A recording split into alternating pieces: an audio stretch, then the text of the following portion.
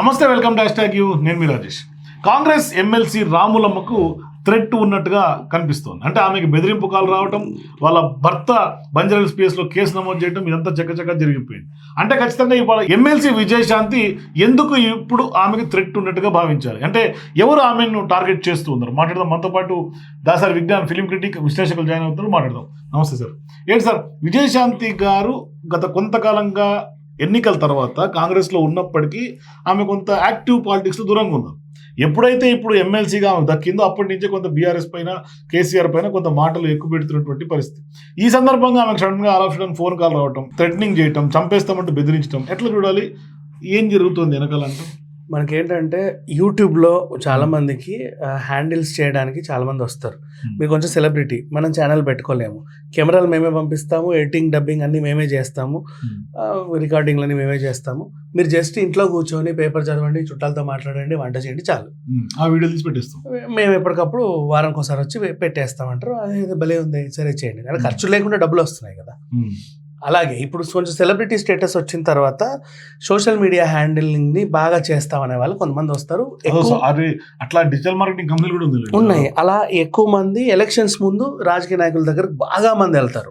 మేము మిమ్మల్ని ప్రమోట్ చేస్తాం, మాకు ఇంత ఇవ్వండి, మేము ప్రమోట్ చేస్తాం. విజయశాంతి దగ్గర కూడా వచ్చాడు ఒక అబ్బాయి, చంద్రశేఖర్ రెడ్డి. మీకు ఏమన్నా ఇవ్వాలా? తుత్తు మేడం, మాకు ఏమి ఇవ్వాల్సిన అవసరం లేదు, మీరు జస్ట్ ఎక్కడికన్నా వెళ్తే మాకు చెప్పండి, మేము కెమెరా పంపుతాం, తీసుకొని నేను ఎడిట్ చేసి వేసేస్తా. మీ హ్యాండిల్, మీ ట్విట్టర్ నేనేది, మీ ఫేస్బుక్, మీ ఇన్స్టా, మీ ఇవన్నిట్లో వేసేస్తా.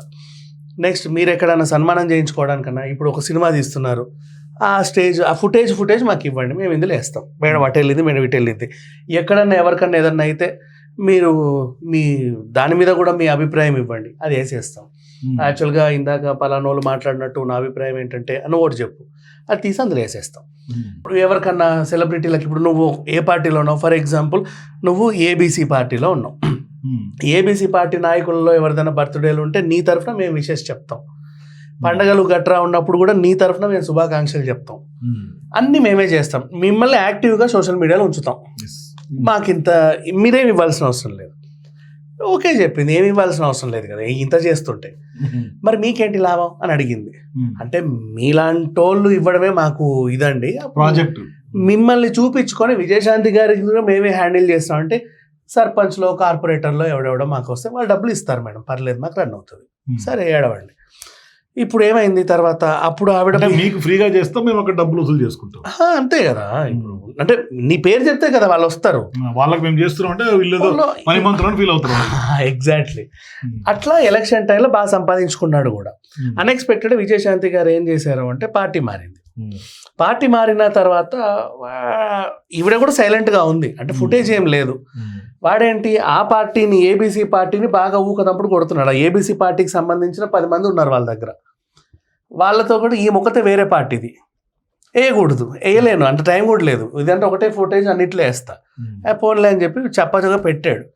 ఇప్పుడు రీసెంట్గా ఆవిడకి అవసరం వచ్చింది, ఎందుకంటే మీనాక్షి గారు వచ్చిన తర్వాత ఈవెన్కి ఎమ్మెల్సీ రావడం అండ్ మంత్రి పదవి కూడా ఇస్తారేమో అన్న పుకార్లు రావడం, అసలు ఏదో క్రియాశీలక వ్యక్తి అనే గుర్తింపు రావడం. ఈ గుర్తింపు వచ్చిన తర్వాత కూడా ఇప్పుడు సోషల్ మీడియా అకౌంట్ యాక్టివ్ అవ్వాలి ఖచ్చితంగా.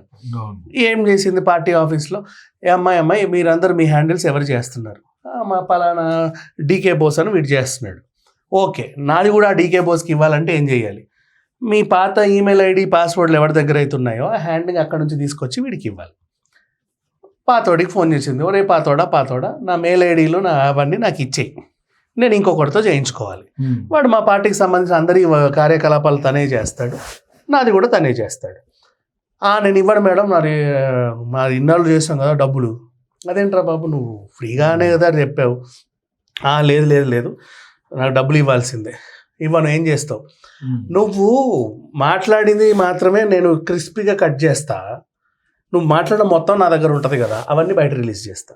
మాట్లాడాలి అంటే ఇప్పుడు మనం ఏదన్నా మాట్లాడేది కూడా రికార్డింగ్లో కొన్ని ఉంటాయి, మనం ఎడిటింగ్ క్రిస్పీగా చేస్తాం, కొన్నిసార్లు తడబడతారు, కొన్నిసార్లు పేర్లు మర్చిపోతారు, కొన్నిసార్లు ఇంకేమో ఆ మిస్టేక్స్ అన్నింటిలో కూడా నేను బయట పెట్టేస్తాను. కొంతమంది కొన్నిసార్లు నువ్వు వాళ్ళని తిట్టినాయి వీళ్ళని తిట్టినాయి కూడా నా దగ్గర ఉన్నాయి, గత తాలూకు కూడా ఉన్నాయి. బేసిక్గా ఇప్పుడు ఫర్ ఎగ్జాంపుల్ పవన్ కళ్యాణ్ గారే అనుకుందాం ఎగ్జాంపుల్, అప్పట్లో చంద్రబాబు గారిని తిట్టింది ఇంకా ఉన్నాయి. ఇప్పుడు అదే హ్యాండిల్ చేసే వాళ్ళు ఒకరే అనుకో, అవి డిలీట్ చేసేయచ్చు ఫ్రెష్గా, మన లోకల్ ఉండాల్సిన అవసరం లేదు. అట్లాంటివి కొన్ని ఉంటాయి. అవతల వాళ్ళకి ఇస్తాను, ఇంకేదో.